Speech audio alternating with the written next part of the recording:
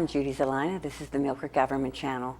Family Services of Northwest Pennsylvania is a licensed adoption and foster care agency with a strong commitment to strengthening families and transforming lives. We know the foster families come in all shapes and sizes and believe children of all ages need a stable, loving family. If you're ready to open your heart and home to a child, they want to work with you. Joining us on the program to talk about Family Services Foster Care Program, along with other programs they offer, is Martine Barclay, Family Services Foster Care Recruiter. That was a tongue twister, Martine. It is, a little bit, Yes. yeah. It is so good to have you on the program. Thank you so much. I really appreciate the opportunity. I'm very excited to meet you, but I'm also very excited to talk about the foster care program, because my understanding is this is relatively new to Family Services, correct? It is. We've been doing this just maybe about a year. Okay. We had our first families certified at just the January of 2020. Okay. Now, why did you decide to expand into the foster care program? Sure. So we've been doing a lot of work with foster care children anyway, with different programs that we have, but most pertinent to this would be our permanency program, where we work with kinship. So when a child is removed from their parents, the best option for them is to be put with someone who already knows and loves them. And then, so that might be like a grandparent or an aunt or uncle or something along those lines. And then that family is sort of emergency certified into being a foster family. If that's not a possibility, then they need to look for a more traditional foster care home where it's just a stranger, but it's somebody who is willing to welcome any child. So we've already been doing kinship for a number of years. Right. So it just kind of made sense because there was just such a need in our community for foster care homes. Now, what is your role in all of this as a recruiter? What duties do you perform? So I'm the recruiter and trainer for foster parents. Okay. So my job is basically to go out and let people know that we have a foster care program, the very strong need that is there, and answer questions and sort of help people to see that maybe the ones who feel that they would like to do this, to see kind of maybe is this the right fit for them, and then make sure that they have all the training and the support that they need to be able to successfully do this with their family. You were talking about kinship care.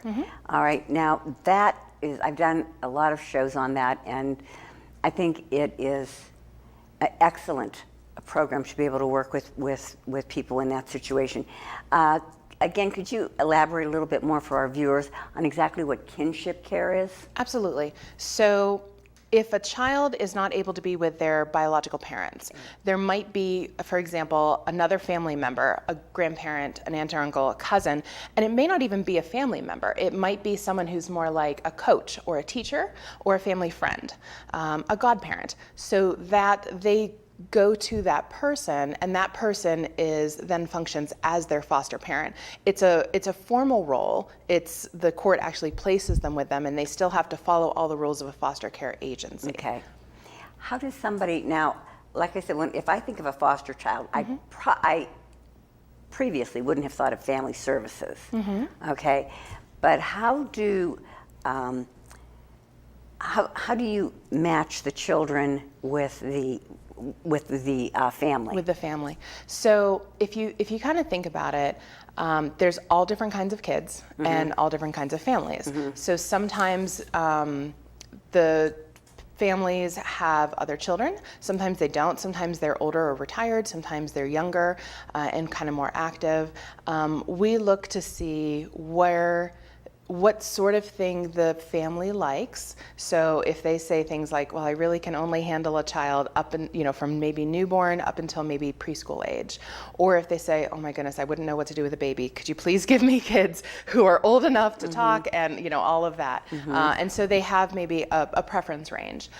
We also look at what is going to fit in with the needs of the child specifically. If they need to be the only child in a home, if they need to have their own room as opposed to being able to share, if they come with siblings. So if 3 siblings are removed together, we'd like to be able to keep those 3 together. So then we're looking for a home that has 3 spots.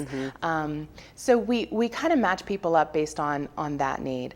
But any given week in Erie, about 10 children come into foster care. Really? Yes.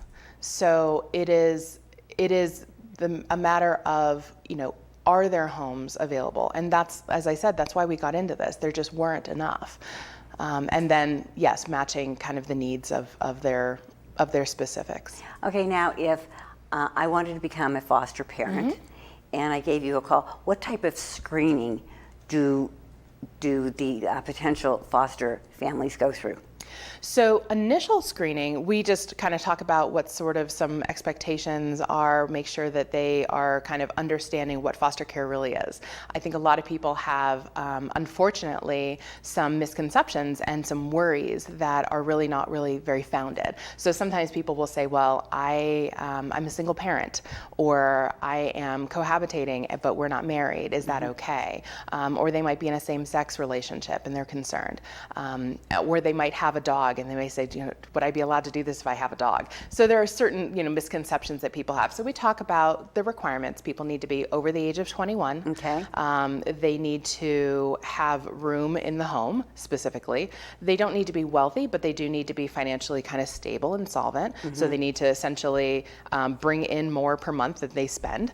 And they need to be able to pass criminal background checks. Okay. So we let people know that, and I think that would weed out anybody initially who would say, like, okay, well, maybe that's not something I could do.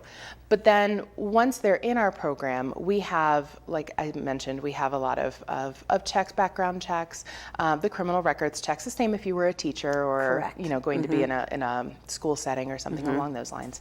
But we also do interviews. We want to get some references, and we really want to work with them to understand their family, make sure that they're prepared, and so that they can be kind of in their best place to be able to welcome in and make a difference in the life of a child. They don't need to be perfect parents. They don't need to have all the answers. They just need to be willing to open their hearts. A lot of times what holds people back is the worry that they'll become too attached to a child. And they'll say, well, it would break my heart.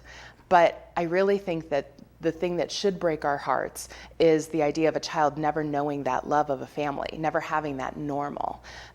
Because really, it is going to hurt when they go back. If you were doing it right, it's going to hurt. Right. But it is worth it. And it's worth it to that child because foster parents just stand in the gap. So between the time that the children are with their birth parents and either they can be returned to them or they need to, become adopted, a foster parent just stands in the gap, welcomes them into their heart, into their family, into their home. They go on vacation with them. They go, they do whatever it is that they do so that these children just have a normal life. That's all these kids need. Do you have any type of training? Oh, yes. Okay, what is involved in training? So our training we have what we call a PATH class. It stands for Parents as Tender Healers. And so that is an in-person class. At this point, it's actually on Skype. We're all working with it. Exactly. The best that we can. But it's other parents kind of coming from that same situation, the same experience. Some of them are kinship parents, and some of them are foster parents who don't have a placement yet. Okay. And so it's all kind of coming together. They can talk through things. They can get that training. We also do specific trainings on like the mandated reporting of child abuse. Again, same if you were a teacher. Some of the specific laws that pertain to foster kids so that these parents can also be an advocate for these kids. They know kind of what they're going through. They have an understanding of the trauma these kids have been through and how to help them out. And the children, how do the children come into your system, to family services? So what happens is when a child is removed from their family, Okay. OCY does that. That's not our part of the puzzle. Okay, all right. So OCY does that, and then they sort of look at. They call the different foster care agencies and they say, this is the child. They don't give us real specifics. They don't give us their name or anything, but they say like, this is how old they are. These are some of the things that they need. These are some of the things that they struggle with. And then I, for example, just look at my spreadsheet of families and see, okay, do I have a family that would fit? I then call my family and I let them know the situation. They have a chance to say yes or no. They might say yes or no based on just a feeling. They might say things things like, okay, that's a little scary to me, but I think I can handle it. Or they might say, you know what, my mother-in-law is coming in about an hour and we're supposed to be going on vacation and there's no way that I could do this. And that's fine. People can turn down those things. I think that's also something people worry about, is that they'll have to say yes to any situation or any child. But again, we're trying to match people up so that it's a success. Exactly. We're not just sticking a kid in a bed. We want a successful situation for everybody involved. Right. And then OCY actually are the ones who make the final decision. They look at all the families. I might have 3 families, who would be fine for a child. So OCY looks at all the families and they decide what's going to be the best fit for that kiddo. Now, what is the time period? What could be the time period that a family would have a foster child? I know it ranges differently from short. Oh, from the time that a child would be placed with them. The length of time that they would be spending. The average amount of time is a couple of months. Okay. But yes, it could be a couple of weeks. It could be up to, a year or a year and a half. There's really not a hard timeline. We often have a sense when we're placing the child if this is going to be a long-term placement or a short-term placement. Okay. Because sometimes what they need is like a week before this other thing is available. Got it. So Okay. sometimes it is a short period. We know that it's a short period, but we don't want those kids being in shelter. We've had situations in this past year where there have been 5-year-olds in a shelter. And a shelter is no place for a 5-year-old. Nothing against the shelters. They fill a wonderful role, but that child needs to be at home. Right. They need to have, someone tucking them in and reading them a story, and they need to be able to play with the dog. Exactly. And do that. So it's rough. Do things that a family does. Yes, Be exactly. part of a family. Yeah, but children also just don't languish in foster care either. So after when a child has been in foster care for a little over a year, about 15 months, then the judges really start looking at, okay, we need to make some more permanent decisions. So that's when they start maybe looking at changing a goal if that's not already been. Okay. So it's not hard and fast that the children, are out in 15 months, but there is pressure is maybe not the right way to say it, but there is a push for the courts to resolve this so that the children can be in a permanent family, whether it's back with their own or with someone else, because they need that normal. They're trying to reach goals with these kids Yes. for a happy ending. Absolutely, yeah, because what kid doesn't deserve a happy ending? They all deserve a happy ending. Absolutely. And most of the time, these children aren't coming into the care because they're bad. They're coming into care because something bad has happened to them. It's a situation. Yeah, people That was not in their control. It's not in their control. People have just not made good decisions or not made the decisions that are in the best interest of that child. They may have been abused. They may have dealt with a parent who has severe substance abuse or mental health issues. I had a little 4-year-old tell me that he was in foster care because he had to live the consequences of his mother's decisions. 4 years old. Oh. And this little kiddo, he was right. He's absolutely right. I know, but still, that's not what you want for a 4-year-old. No. Or any child. No. Doesn't matter the age. Yeah. And he could explain to me that his mom needed to learn how to take medication correctly. I was like, okay, that's a good understanding, I guess. Oh my goodness. But so it can be heartbreaking, and you and I were Right. speaking prior to the recording that it can be heartbreaking because you hear so many sad things, but it's also very uplifting, and you get to make a difference in the life of a child and the life of a family. What could be greater than that? Absolutely. When you can see a child finally relax, when you can see, them be able to stop just surviving and really become their true self and learn and laugh and have fun and, work through the tough things that they've been Right. through. And it is amazing. Martine, tell me because I like hearing these, tell me a couple success stories. Sure. So We like to talk about those, huh? I do. So we had a young gentleman who was, I want to say, had not yet entered first grade when Okay. he went into care.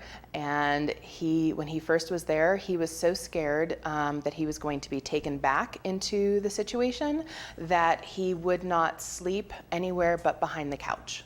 Oh, no. And his caregivers decided that the best way to make him feel safe was to sleep on the floor next to the couch with him. They couldn't all fit behind the couch, but and eventually he got from behind the couch and on a mattress. Now, obviously, he had a bed, he had all of that Right. available, but he just couldn't stay there. Okay. And so they were able to kind of get him out. And really, within a few months, he was sleeping in his own room. He was going to school for the first time. They kind of found out that he started reading, and he just took off. He started reading at like a third grade level. Like, Oh my he could gosh. read a little bit, but they just didn't know that because he hadn't really been to school. Wow. But he had sort of picked that up. Very bright child. He started running in cross country. He started doing some really amazing things. And then that family actually did adopt him. Did He they? wasn't, it turned out that was what completed them, and that was what he needed. So it worked out for them in that way. Now, all of our families certainly don't adopt. Right. But that is one success story that really showed their willingness to just get on his level and say, okay, you're scared, I get it, here, I'm gonna be right here with you. Aw. We've had other families, we've had kiddos who have come in and maybe had been separated from siblings, but then by coming into one of our homes, because like I said, we had maybe some open spaces, they could be with their siblings together. Okay. And then, so often that bond is so, so strong. And if you imagine being taken away from your family, but the person you have is your sibling, sometimes those kids would take care of their sibling like a parent. Sometimes they filled that role, and so to I be can away imagine from they- them, right. so to be away from them is even harder. So yeah. We're talking about foster homes. What are the requirements for a foster home? Okay. There would so have to be some requirements. There are. There are. So people need to be adults. They need to be over 21. They need to have room in the house, and the house needs to meet basic safety standards. It's nothing extravagant. It's the sort of things that we all should be doing, really. And things like, is there a smoke detector on every floor, carbon monoxide detector, things like that. So they need to have space for the children. Each child needs to have their own bed, Okay. and their own place to maybe just put some of their belongings, what belongings they're able to take with them. Right. And I have to tell you, Judy, sometimes these kids, when they leave their home, they leave with their belongings in a garbage bag. And that's all they have. That's all they have. Oh. And so it's whatever they could grab in that short period of time, and hopefully they can get some more of their things. But Right. so they have their area. We need to be sure that any pets in the home are vaccinated so that they're safe and that they're not like super aggressive. And then all the caregivers, or actually all the adults in the home, need to go through those criminal background checks. We need to be sure that a physician will sign off saying that they're healthy enough to care for a child, that they don't have any communicable diseases, and that they're just able to do this, that it's not going to be detrimental to anyone. And there's a few other things that we kind of work with people on, but for the most bit, those are, that's where we need things to be stable. Stable. And just safety measures in place, too. Things like that. Like you said, the smoke detectors and Yeah, baby outlet gates, covers if you've got a outlet little covers for one. little ones, baby gates at the tops of stairs for little ones. Yeah, those sort of things. If you have a pool or a pond, we need to be sure that the children can't just accidentally get into that and drown. So there Right. needs to be gates and locks and things like that. But we work with the families, so we're going to talk to them. We're going to go through the house. We let people know ahead of time what the expectations are. Okay. But then we go through the house too, Right. and we say like, okay, I am a little worried about this area. What could we do? And they, I've generally speaking, families in my experience have just been like, oh, here, I'm going to call my dad right now. We're going to put some drywall on that. We're going to, or whatever, to try to make it, because it's not, we're not asking people to live in castles. We're not asking people to completely remodel. We're not asking for, for anything other than just knowing we need to be able to reassure those parents that their children are in a safe place Right. with a safe family. Right. And that's the bottom line. If if God forbid I had to have my child taken from me, I just would need to know that even though she's being put with strangers, that those are strangers who have had training, that people have looked into, they've asked them all the hard questions, and then they've made sure that the actual physical environment is a safe one for her. And that's, we can already tell as we're talking to people, that they've got a heart, that they want to be doing this for the right reasons. But as far as just those actual just requirements, we need to know the home's not, not in an area where the foundation is going to fall, and that the water is at risk of being shut off. That may be the sort of situation the kids have come from. We don't need to worry. You need a safe, secure Yes. home for them to go to. Martine, what would you say to a family that would be interested in becoming a foster parent? I would say thank you. Honestly, any family who is considering it or thinking, I think that it is worth it to at least explore it. Call us, ask some questions. We'll sit down, have a cup of coffee, 6 feet apart, and just let's talk through what your worries are. Let's talk through kind of what it might look like, because a lot of times those conversations put people at their ease because they have a chance to say, well, hold on, I heard. I saw in a movie once, or I heard, or what about this? Foster care may not be for everybody, but the majority of people, once they have that conversation, they do kind of relax. And I think sometimes for the right people, it just clicks in their heart. And they're just like, yep, this is what I need to be doing. Martine, thank you so much for joining us on the program. Now, where can or any of our viewers, if they're interested in becoming a foster parent or wanting to learn more about the program, who should they call? How can they contact you? So they can call our agency, which is 866-5400. They can go to Facebook and find us there, and they can send us a message on that. They can generally go to our website and kind of look through. We have information on there. I think that reaching out and just saying like, hey, I've got a question, they can shoot us an email. I am happy to sit down with anybody, whether it's on the phone, on a Skype call, or, or having an in-person conversation about how they might be able to make a difference. And for a lot of people, it's fulfilling for them as well. It may not be a forever thing, but they're willing to help out, and it is healing to their hearts too. Well, thank you so much for joining us on the program and giving us some information on the foster care program. It is fantastic. Thank you so much. Thank you so much for having me. I really appreciate it. If anyone is interested in becoming a foster parent, please give Martine a call. I would think it would be so rewarding. I love children, and I would love to see every child in a safe environment, just as Martine would too. So again, give them a call if you have any interest. Thank you so much for tuning into the Milford Government Channel. Until next time, have a wonderful day.